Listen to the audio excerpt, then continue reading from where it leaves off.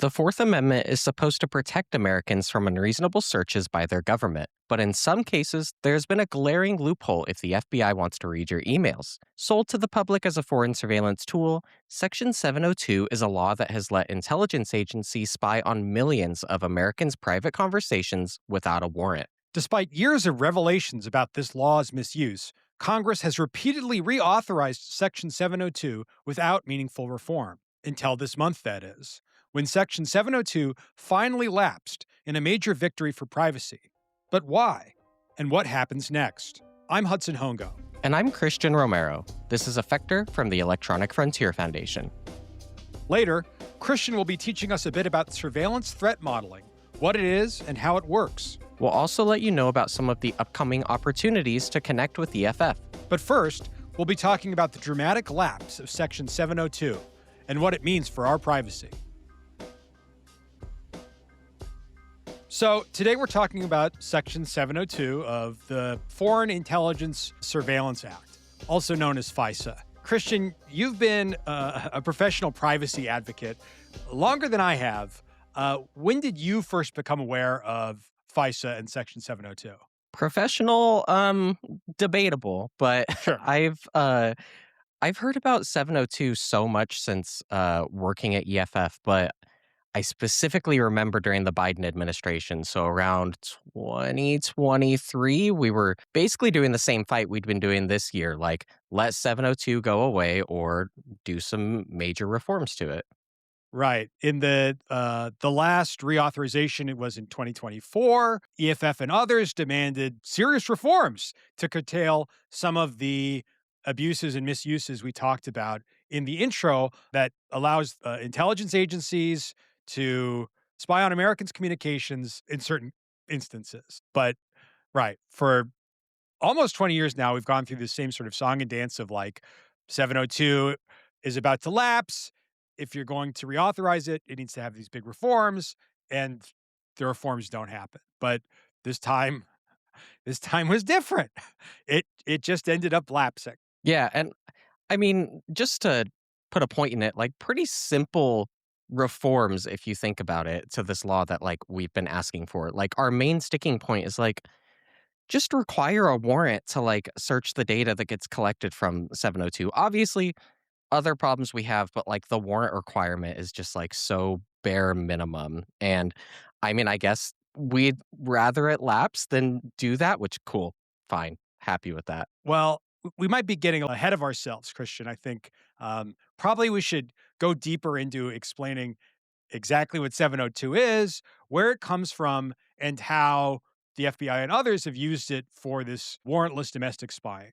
So, to unpack exactly what happened and what it all means, I talked to our colleague Matthew Guariglia, who's senior policy analyst at EFF. Let's listen in. Well, hey, Matt, thanks for dropping by. Yeah, it's great to be here. So today we're talking about Section 702 of the Foreign Intelligence Surveillance Act, or FISA. For our listeners who need a refresher, what is Section 702? Section 702 is a legal authority used by the national security apparatus, which directs telecommunications companies and internet service providers to send data to the NSA so that it could be collected.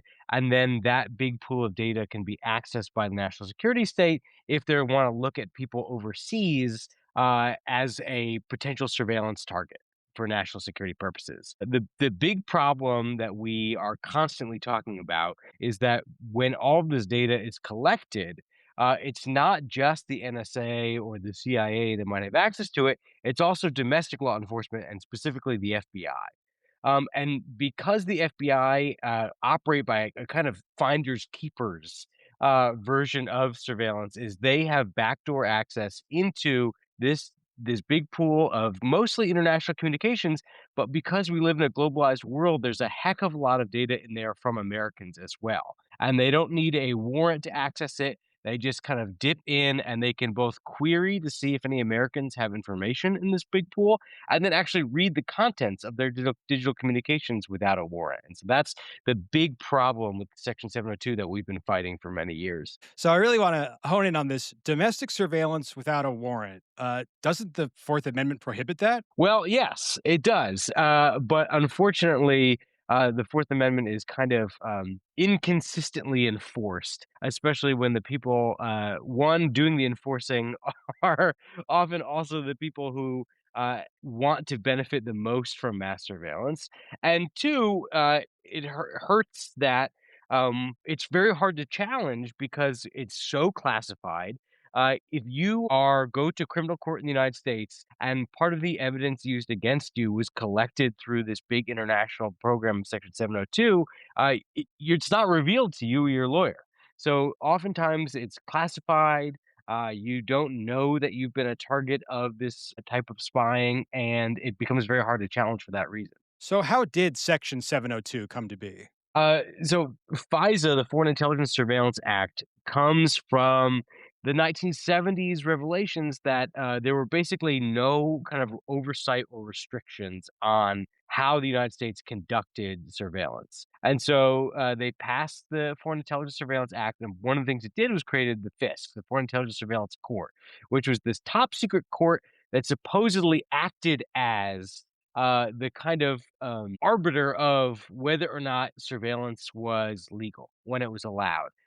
And the problem was that very quickly the FISC became both very top secret and not transparent, and it was impossible to know what was going on behind the scenes. How the FISC interpreted laws, their interpretations themselves were classified. The decisions they made were classified, and also it kind of became just a rubber stamp. I mean, yes, there was somebody sitting on top of this decision-making pyramid who was supposedly looking out for the rights of Americans, but really what was happening is they were just rubber stamping decisions made by the intelligence community. And Section 702 specifically comes out of the Fisk Amendments Act, which was a kind of revision of FISA that happened in 2008 during the kind of midpoint of the global war on terror. So obviously, right, this entire program is, like you said, shrouded in secrecy. In the 70s, there's given this legal authority for this kind of spying for on foreign intelligence. 702 sort of further uh, codifies that authority.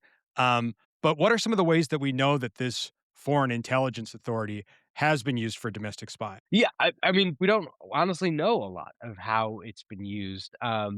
And what's troubling is that not only do we not know how it's been used, but when it's been renewed over the years, the proper reasons why it could be used has been expanded.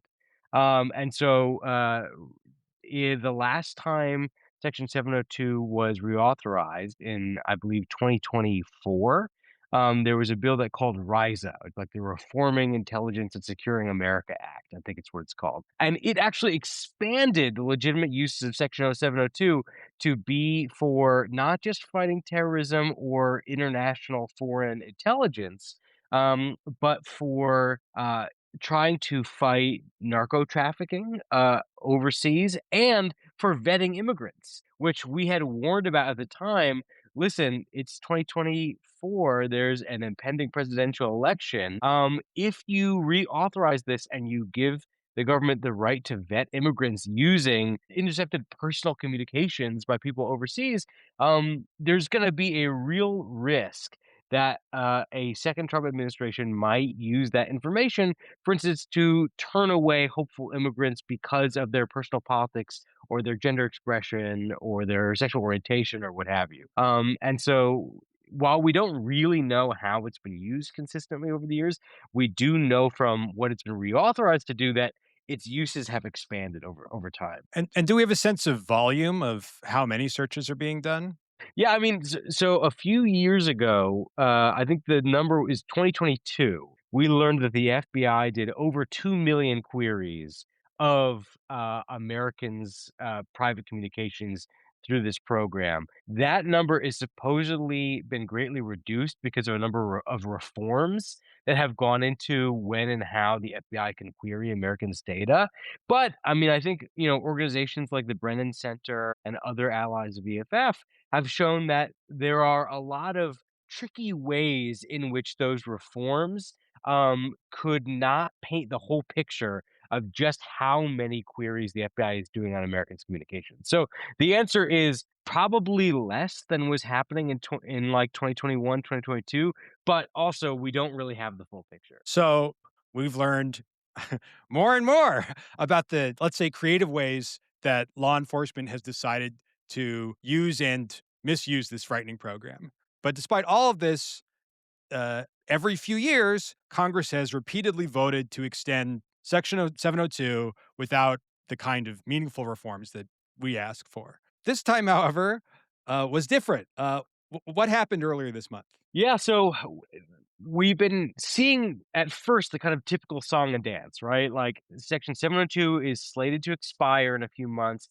It has to be reauthorized. Otherwise, supposedly the US government is going to lose this tool they use to conduct foreign intelligence surveillance. So we start to see the usual bills. We see from the kind of surveillance hawks, the clean reauthorizations with no reforms.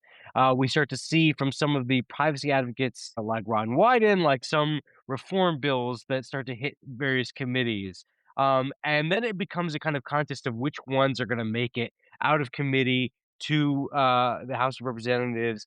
And what happens immediately is Republicans are waiting for their marching orders from the White House. And at first, it's unclear what's going to happen because Trump has been a kind of advocate for 702 reform in the past because he himself thinks his first administration was a victim of surveillance as done by Section 702 because so many members of his administration were in contact with people in other countries. And so there is some hesitation among people who were traditionally critics of Section 702 because they're waiting to see what's going to happen. And then the Trump administration starts to say that they want Section 702 reauthorized. And it causes a kind of rift within the Republican Party between people who are still holding their grounds and want reforms of Section 2 and people who are falling in line behind the White House. Meanwhile, on the Democratic side, you have things breaking down in similar ways that we've traditionally seen, which is there are some Democrats who are kind of the new iteration of Cold War Democrats, where they are very pro intelligence community, they're very pro Section 702, and the kind of civil liberties minded folks, and that division is on that side of the aisle as well. Although there's a little bit more, I think, ambiguity because Democrats don't want to see themselves as lining up behind, Stephen Miller's favorite surveillance apparatus. So there's a little ambiguity there. There's a number of late night gambits where, like, at 2 a.m., Republicans try to jam through a clean reauthorization of Section 702 and it fails. There are a number of short term continuing resolutions that reauthorize it for 10 days, for 30 days. So we've been basically in this fight to try to get reforms into any bill that's going to pass and reauthorize Section 072 now for months at this point. And finally, last week, we reached the point where expiration is coming. There's another last ditch attempt, both to reauthorize without any reforms, and then a last ditch attempt at a continuing resolution. But all of this is further derailed by the fact that the White House is searching for a new director of national intelligence. Tulsi Gabbard has stepped down, and instead, they put up Bill Pulte, and he is somebody that Democrats find totally unacceptable for in the role of director of national intelligence. And so even Democratic kind of surveillance maximalists start to say enough is enough. We're not going to vote for Section 702. You start to see even them say we need some reforms because suddenly the prospect of having a kind of like Trump operator at the top of the director of national intelligence role is a scary prospect when with a reauthorized and unreformed Section 702. And so finally, the last ditch attempts to reauthorize it fail, and we are at this place right now where it is expired. Currently, the government can still get access to that data through, I think, March 2027, but the legal authority has expired and is currently still expired. That is a very long-winded explanation for what has been a very up and down saga over the last few months. Thank you for doing that because I didn't want to try to summarize that at all, but I will try to summarize it very briefly right now. So every few years, we see, right, like you said, this song and dance where, oh, is it going to be a clean authorization?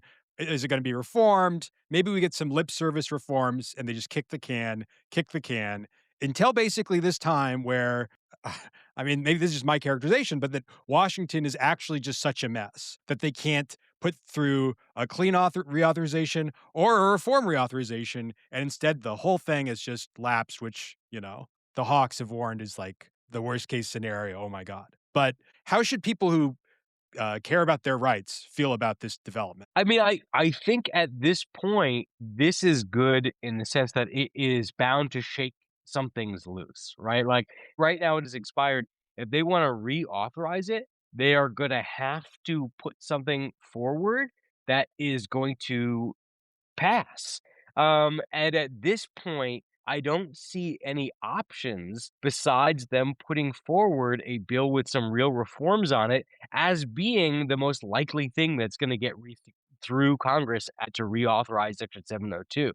And there's this thing that happens every year where you know uh, we have to compromise, right? Like Section 702 is going to be reauthorized no matter what, and so we want to get our little crumbs of reform into that bill, and that's our compromise. But it seems like the surveillance maximalists, the intelligence community, are never the people who have to do the compromising. And I think we are in this place now where, in order to get Section 702 reauthorized, we've reached a point where to get something through Congress, finally, the surveillance maximalists are going to have to compromise and they're going to have to consider some real reforms. So I know there are a lot of gritty details about lawmakers and how they've tried and failed to reauthorize 702 this time around.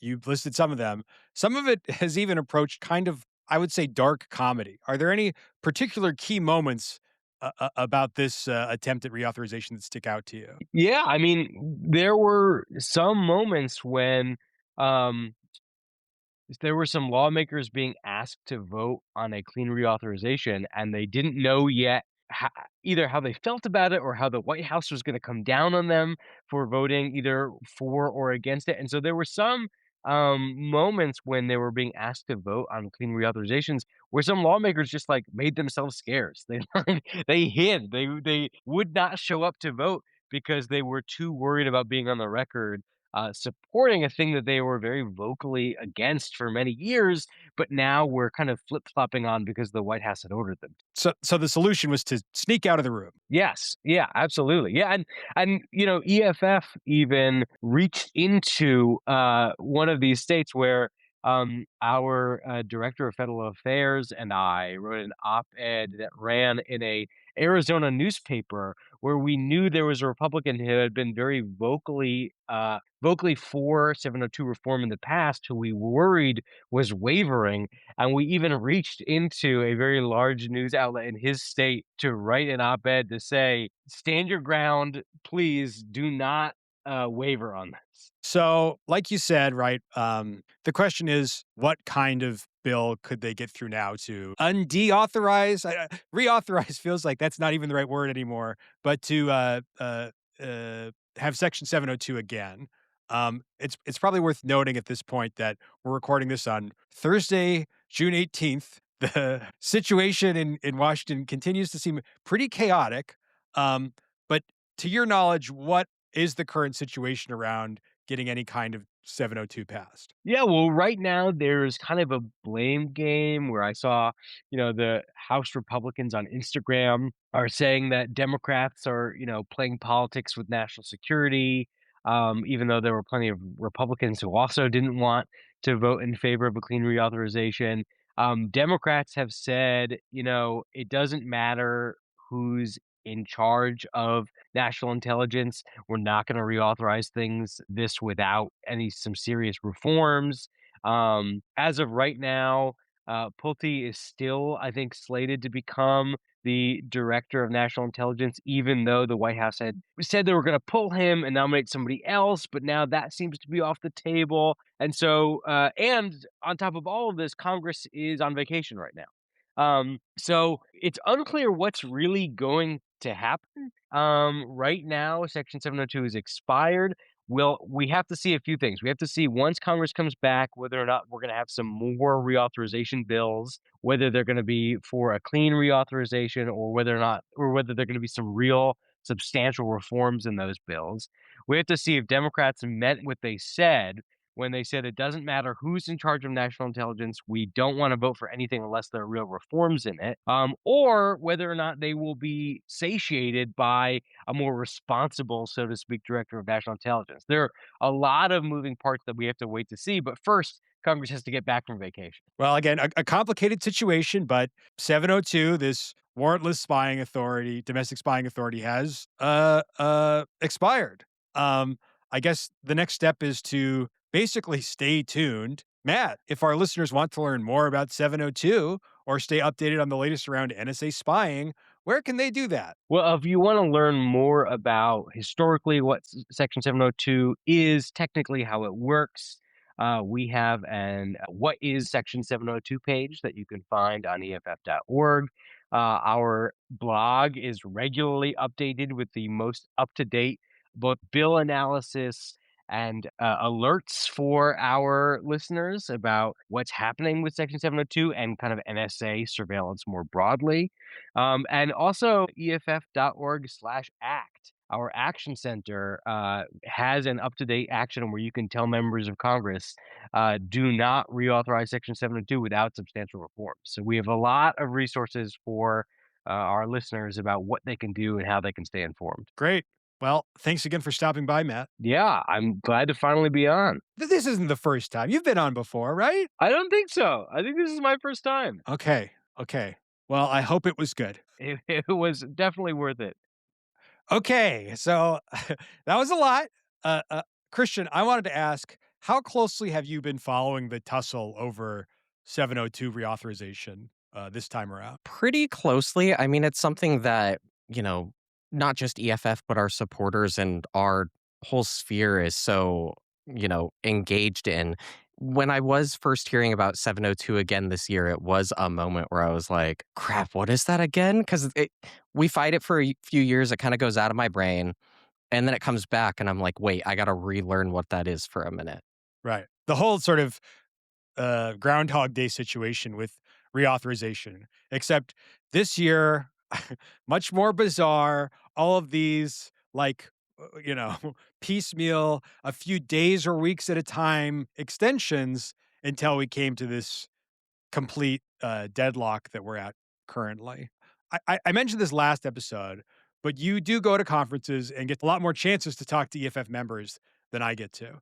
How do our supporters think about Section 702 and FISA? Yeah, I don't think 702 specifically comes up in conversation too much, but our supporters are so engaged in, using end-to-end encrypted messaging and other, tools that would help protect them from this kind of mass surveillance. So I think overall, just like folks are really engaged on the fight to just make their lives and their conversations more private. Yeah. Frequently, what we're talking about is novel ways that authorities are abusing technology to trample our privacy rights. But this, it's like I said, it's been a couple decades now. It's almost retro at this point, right? NSA spying, Bush era spying authorities. I don't know, right? Remember that whole NSA mass surveillance thing? Still an issue. Yeah, it's one of the few times that I don't love the term retro. No, Yeah, right. retro surveillance. Get it out of here. Get it out. Okay, well, exciting developments. And as new developments on Section 702 arise, we'll be sure to let you know. Quick break to remind you, EFF is a member-supported nonprofit, and your support is what makes this work possible. If you want to help EFF fight mass surveillance, head to EFF.org/podfan. For as little as $10 a month, you'll get our latest member t-shirt and join the community of over 30,000 EFF members fighting to make sure technology works for everyone. That's EFF.org/podfan. One more time, EFF.org/PODFAN. All right, back to the show. All right, so we're trying something a little different. Christian, what do you got? All right, so after Daly's fantastic blog post last week covering the takeaways from EFF's recent security trainings, I thought that we could go through one of the most important steps to protecting your own digital security, and that's to think about your threat model. Threat modeling, also known as security planning, is a framework that EFF teaches in our security trainings to help people figure out how to protect what matters to them. And to make this more universal, more exciting, and to talk about something that I know pretty well, we're going to use this framework to threat model for Spider Man. So the concept is, yeah, thinking about your own security, right? We have to figure out sort of our personal parameters and vulnerabilities, and then we move from there. Is that right? Yeah, exactly right. This is just really a framework to get you like thinking about what are the things you should actually be focused on making secure. I think a lot of the times with security, it's like it can get so overwhelming to think about every single little detail that you need to protect. And this is kind of a way to like make some priorities and think about a lot of like small changes you can make to increase your security. For Spider Man, we're going to go through the security training steps together. We're going to threat model for him. Okay. The superhero Spider-Man, not not Joseph Spider-Man or something. You know what? Yeah, no, the, the superhero Spider Man. Okay. All right, so let's start with step one. Step one is what do you want to protect? So if Spider Man sat down and made a list of things he needs to protect, what do you think would be on it? I mean, he's a superhero. Frequently, he's a secret identity superhero. So I think number one is going to be his secret identity. Yeah, number one, his identity. There's also things like his family, his relationships, his academic career, but that all really like ties into his identity. So we're gonna focus on that for the rest of these steps. So step two of security planning or threat modeling, what do you want to protect this from? So what would Spider-Man want to protect his identity from? I would think, well, he has literal villains that he battles in the streets. So I think those those villains are criminals. The state is frequently after him. So I think, the government, law enforcement. And I suppose there's a pretty uh, serious journalistic interest in Spider-Man's identity as well. So I think I would say, right, these villains, the police, and reporters. Yeah, definitely. And I think the interesting thing about this step, like what do you want to protect it from, is you can get into like the really mundane and the really terrifying. So like his supervillains, probably like number one thing to protect his identity from, but also like his friends, Aunt May. And to do threat modeling, you have to think these through. And I clearly had not. Yeah, but we're going through it. So next step, how likely does Spider-Man need to protect his identity? How likely do you need to protect this thing? So the likelihood that you'll need to protect this, in this case, Spider-Man's secret identity, I feel like this is a frequent plot point in Spider-Man media. I think it's a very high likelihood. Yeah, definitely. And you can kind of think through some of the individual tasks, let's say, that go through this like daily or maybe not daily risk. So, you know, changing into his costume to protect his identity, like that's a daily risk that he needs to think about. But like, is it really a risk if someone finds his mask in like his backpack and that uncovers his identity? Like, who's rummaging through his backpack?